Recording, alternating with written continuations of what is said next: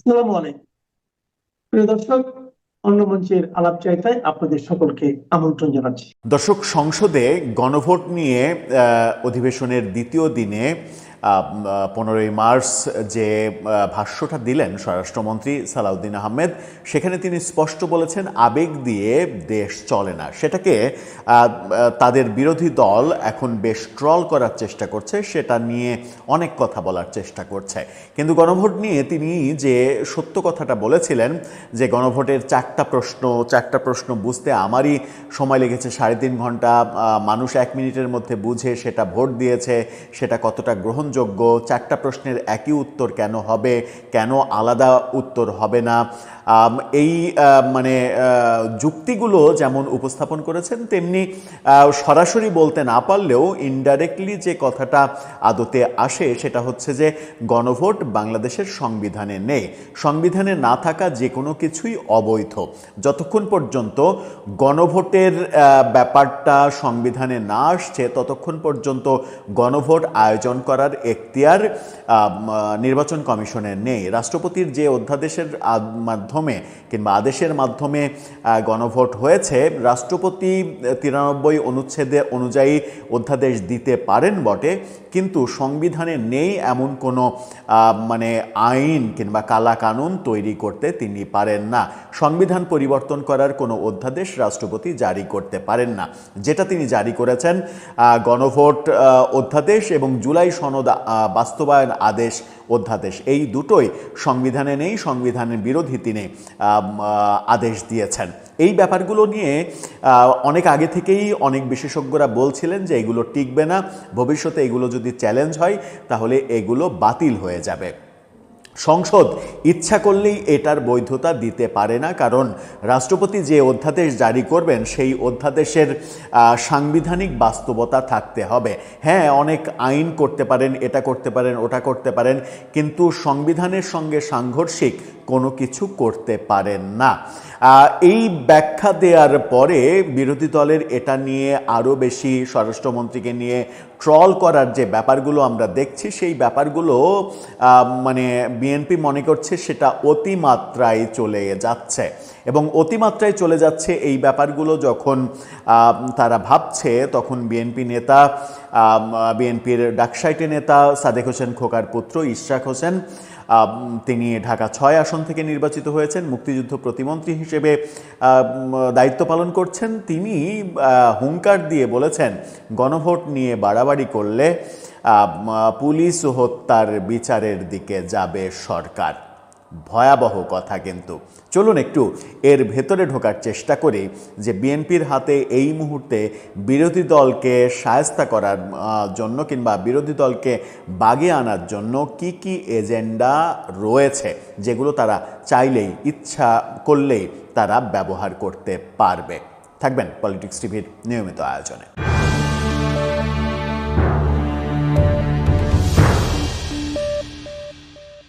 দর্শক, বলছিলাম গণভোটের বিষয় নিয়ে যে আলোচনাগুলো চলছে, সেই আলোচনায় আবেগ দিয়ে দেশ চলে না এই বাক্যটাকে নিয়ে যেভাবে বিরোধী দল থেকে ট্রল করা হচ্ছে, তাতে বোধহয় বিএনপিও একটা বিব্রতকর পরিস্থিতির মধ্যে পড়েছে। সেই বিব্রতকর পরিস্থিতিতে দাঁড়িয়ে বিএনপি নেতা ইশরাক হোসেন, মুক্তিযুদ্ধ প্রতিমন্ত্রী, তিনি যে কথাটা বলেছেন তাকে নিয়ে মোস্তফা ফিরোজের ভয়েস বাংলা চ্যানেল একটা ফটোকার্ড তৈরি করেছে। সেই ফটোকার্ডটা দেখে নিতে পারেন। সেখানে বলা হচ্ছে যে গণভোট নিয়ে মাতামাতি করলে আমরা পুলিশ হত্যার বিচারের পথে যাব। এটা কিন্তু একটা ভয়াবহ কথা। ভয়েস বাংলা বলছে যে ফেসবুক পোস্ট সূত্রে এই তথ্য, ইশরাক হোসেনের এই মন্তব্য পাওয়া গেছে। কিন্তু আমরা এই ভিডিওটা করার আগে ইশরাক হোসেনের ফেসবুক পোস্ট, সাম্প্রতিক সময়ে ফেসবুক পোস্ট এবং অন্তত গত 10 মার্চ পর্যন্ত, সংসদ বসার আগে পর্যন্ত ফেসবুক পোস্ট ঘাটাঘাটি করেছি। ঘাটাঘাটি করে এই পোস্টটা আর খুঁজে পাইনি। অর্থাৎ সম্ভবত ইশরাক হোসেন এই পোস্টটা আবার অনলি মি কিংবা হাইড করে রেখেছেন। ভয়েস বাংলা এটা নিশ্চিত করছে যে ইশরাক হোসেন এই বক্তব্যটা দিয়েছেন। ব্যক্তিগতভাবে আমারও মনে হয় যে এই বক্তব্য দেওয়ার যথেষ্ট কারণ রয়েছে, কারণ বিএনপির হাতে এটা কিন্তু একটা বড় অস্ত্র। বিরোধী দল যখন কন্ট্রোলের বাইরে চলে যাবে তখন কন্ট্রোলে আনার জন্য এটা একটা বড় অস্ত্রটা কি? বিএনপি সরকার মানে দায়িত্ব নেওয়ার আগে থেকেই গুঞ্জন চলছিল যে এবার পুলিশ হত্যাকাণ্ডের বিচার তদন্ত এগুলো হবে। বিএনপি সরকার দায়িত্ব নেওয়ার পরে 17 তারিখে শপথ নেওয়ার পরে আমরা দেখেছি যে এই পুলিশ হত্যাকাণ্ডের তদন্তের ব্যাপারে পুলিশের মধ্য থেকে কথা আসছে, গণমাধ্যমে খবর হচ্ছে, এটা নিয়ে বিএনপি মহাসচিব কথা বলছেন যে এটা হবে, কিন্তু স্বরাষ্ট্রমন্ত্রী পরবর্তীতে বলেছেন যে এটা হওয়ার কোনো স্কোপ নেই, সুযোগ নেই।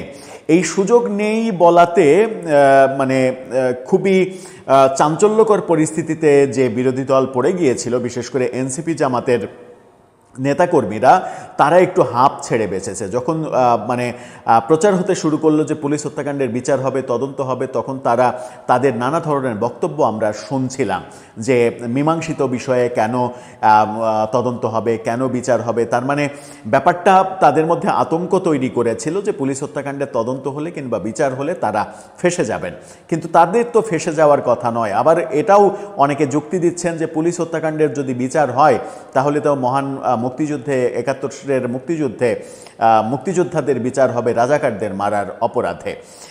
এই যুক্তিও অনেকে দিচ্ছেন, মুক্তিযুদ্ধের সঙ্গে ২৪-এর সরকার বিরোধী আন্দোলনের তুলনাও করছেন। হ্যাঁ, এক অর্থে ঠিক যে একটা যদি বিপ্লব হয় তাহলে সেই বিপ্লবে দুই পক্ষেরই মানুষ মরে, দুই পক্ষেরই মানুষ যখন মরে তখন বিজয়ী যারা হয় তারাই মূলত রাজ করে, যারা পরাজিত হয় তারা অপরাধী হয়ে যায়। যদি রিভার্স ঘটনাটা ঘটতো, যদি আন্দোলনকারীরা পরাজিত হতো, যদি সরকার বিজয়ী হতো, তাহলে আন্দোলনকারীদের অনেকেরই হয়তো ফাঁসি হতে পারত এবং পুলিশ হত্যাকাণ্ডের জন্য তাদের মানে বহু জনের বিচার হতে পারত। কিন্তু এই প্রেক্ষাপটে তারা যখন জয়লাভ করেছে তখনও তাদের বিচারের প্রাসঙ্গিকতা নিয়ে অনেকে প্রশ্ন তুলতেই পারেন, হ্যাঁ প্রশ্ন উঠতেই পারে। কিন্তু এই এজেন্ডাটা কি বিএনপি সরকারের হাতে থাকলো না? হ্যাঁ, থাকলো এই কারণেই যে তারা যে কোনো সময় বিরোধী দল যদি বেশি বাগাড়ম্বর শুরু করে তাহলে তারা বলতেই পারে যে আমরা কিন্তু ওই পথে যাব, পুলিশ হত্যাকাণ্ডের তদন্তের পথে যাব। তদন্তের পথে গেলে যেটা হবে, এনসিপির শীর্ষ নেতারা, জামাতের শীর্ষ নেতারা এতে ফেঁসে যাওয়ার সম্ভাবনা রয়েছে। তারা হয়তো সরাসরি এই কাজগুলো কেউই করেননি, কিন্তু শেখ হাসিনাকে যেভাবে ২৪-এর আন্দোলন দমানোর জন্য কিংবা ছাত্র জনতার উপরে পুলিশের গুলির জন্য হুকুমের আসামি করা হয়েছে এবং হুকুমের আসামি করে তাকে মৃত্যুদণ্ড দেওয়া হয়েছে, সেরকম হুকুমের আসামি কিন্তু ডাক্তার শফিকুর রহমান, নাহিদ ইসলামরা হয়ে যাবে, কিংবা বিএনপির সময়ে না হলেও কোনো একটা সময় যদি ওই মানে মহান মুক্তিযুদ্ধের যুদ্ধাপরাধীদের বিচার যখন আমরা দেখলাম ৪০-৪৫ বছর পরে শুরু হলো, সেরকম ব্যাপার যদি ৪০ বছর পরেও হয় তাহলেও কোনো একটা দিন যদি মানে এই জুলাই বিপ্লবীদের পক্ষে যদি আমি কথা বলি তাহলে এভাবে বলতে হয় যে আল্লাহ না করুক যদি আওয়ামী লীগ আবার ফিরে আসে, তাহলে কিন্তু তারা ওটা আবার ঘেঁটে দেখবে এবং এই পুলিশ হত্যাকাণ্ডের বিচার করবে এবং এনসিপি জামাতের শীর্ষ নেতাদের তখন ফেঁসে যাওয়ার সম্ভাবনা রয়েছে। কিন্তু সেটা আওয়ামী লীগ যদি কখনো ফেরে সেটা সম্ভাবনা রয়েছে। বিএনপি কি সেই পথে যাবে? ইশরাক হোসেনের বক্তব্য দিয়ে আমরা কি বুঝতে পারি? আমরা এটা অনুমান করতে পারি, সেটা হচ্ছে যে বিএনপি ইচ্ছা করলে এটাকে অস্ত্র হিসেবে ব্যবহার করতে পারে। কারণ বিরোধী দল সংসদের প্রথম দিনই ওয়াকআউটের ঘটনা ঘটিয়েছে এবং নজিরবিহীনভাবে তারা প্ল্যাকার্ড দেখিয়েছে, তারা জাতীয় সঙ্গীতকে অবমাননা করেছে, এরকম নানা দৃশ্য আমরা দেখেছি। এই ঘটনা যে আরও বেশি বাড়বে এটা খুবই মানে স্পষ্ট করে বলা যায়। আবার জামাত এনসিপির পক্ষ থেকে আরেকটা দাবিও রয়েছে, সেটা হচ্ছে যে ঐক্যমতের সরকার, জাতীয় সরকার এবং সেই সরকারে জামাত এনসিপির মন্ত্রিত্ব পাওয়া, এই ব্যাপারগুলোও বিএনপির কাছে দাবি রয়েছে। এখন বিএনপিকে সিদ্ধান্ত নিতে হবে যে বিরোধী দলকে তারা নিজের আন্ডারে রাখবে নাকি দূরে রেখেই মানে শায়েস্তা করার মতো এজেন্ডাগুলো হাতে রাখবে, যে এজেন্ডাগুলোর মধ্যে একটা বড় অস্ত্র কিংবা হাতিয়ার হতে পারে পুলিশ হত্যাকাণ্ডের বিচার কিংবা তদন্ত।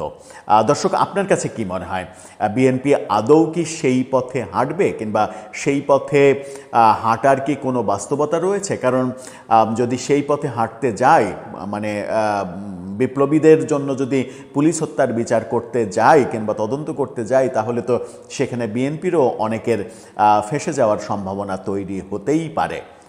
সুতরাং ইশরাক হোসেনের এই বক্তব্যটা আপনি কতটা আমলে নিতে চাইছেন, আপনার মন্তব্য জানিয়ে লিখতে পারেন আমাদের কমেন্ট বক্সে।